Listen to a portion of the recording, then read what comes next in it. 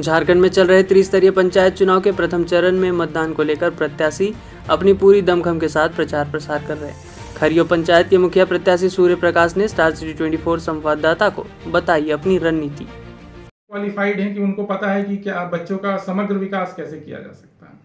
अगर आप चुनाव जीतते हैं तो अपने क्षेत्र के महिलाओं के लिए क्या करेंगे? महिलाओं के लिए तो बहुत कुछ करना है। महिलाओं के लिए तो जितना भी करें कम है।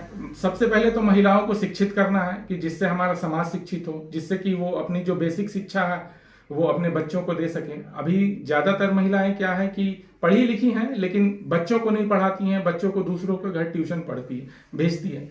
लेकिन मेरा मानना है कि जो सबसे पहली गुरु होती है किसी भी बच्चे की, वो उसकी माँ होती है। तो बस वो उतना अपना काम कर ले, बाकी उससे समाज का निर्माण हो जाएगा। मेरा एक ग्राम पंचायत आदर्श ग्राम पंचायत के रूप में जाना जाएगा। यहाँ पे जो बोली व्यवहार है, लोग आएंगे तो यहाँ के वातावरण से मधुर मंत्र मुग्ध हो जाएंगे। ऐसे मेरी सोच है कि ऐसे अपने गांव में इस दिशा में लेके जाना है। अब जब जनता के बीच में जाते हैं तो किन किन मुद्दों को लेकर जा रहे हैं?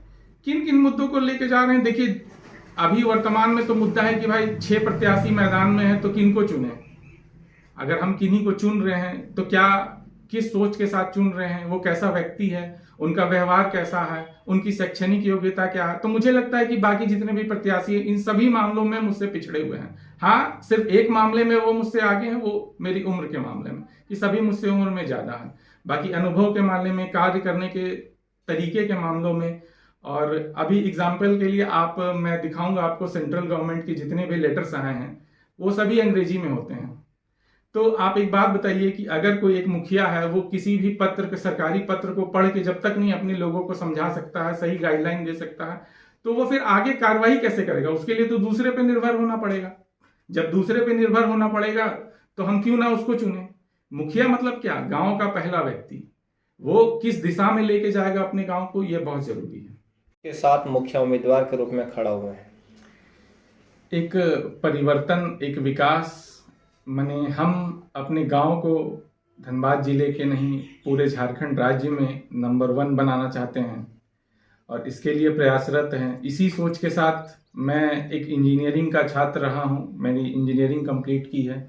कई वर्षों मैंने कंपनियों में काम किया है। वो सब छोड़ के मुझे लगा कि मुझे अपने गांव वालों के लिए कुछ करना चाहिए, इसलिए मैं अभी यहाँ पे हूँ और अपने गांव के लिए पिछले माँ के साथ रहते हुए गांव वालों का सहयोग किया हूँ और अब मैं खुद इस मैदान में हूँ मुखिया प्रत्याशी के रूप में। और मुखिया बनकर एक गांव में अलग ही कुछ करना चाहता हूँ। सड़क, बिजली, पानी, रोड, ये सब तो रोजमर्रा की जिंदगी में है, लेकिन जो हमारा वास्तविक में विकास होता है वो हमारी सोच का विकास होता है, वो हमारे दैनिक दिनचर्या का विकास होता है कि कैसे हमारी सोच, हमारी आने वाली पीढ़ी एक भारत निर्माण में अपना योगदान दे सकें। आप एक इंजीनियर के छात्र हैं जी, तो यहाँ की गांव में शिक्षा में क्या ऐसा चीज सुधार करना चाहेंगे? क्योंकि गांव की शिक्षा और जो शहरी शिक्षा में थोड़ी सी अंतर देखने को मिलता है, तो क्या सुधार करना चाहेंगे अगर आप मुखिया पद में जीत जाते हैं तो? देखिए, सबसे पहले तो गांव के जो स्कूल हैं उसमें मूलभूत सुविधा की बहुत कमी है, जिसके लिए अभी भारत सरकार ने हमें 50% जो है या एक परसेंटेज है उसका, कि उतनी राशि हमें शिक्षा के प्रति खर्च करनी है, प्लस स्कूलों में भी अनुदान आता है। तो सबसे पहले हमें एक फिजिकल इंफ्रास्ट्रक्चर जो है स्कूलों का, जो मूलभूत सुविधाएं, पानी की सुविधा, शौचालय की सुविधा, साफ सफाई की सुविधा, प्रॉपर लाइट हो, पंखे चलते हों और बच्चे ठीक से पढ़ सकें। और उसके बाद आती है प्रशासनिक जो हैंडलिंग होती है स्कूल की।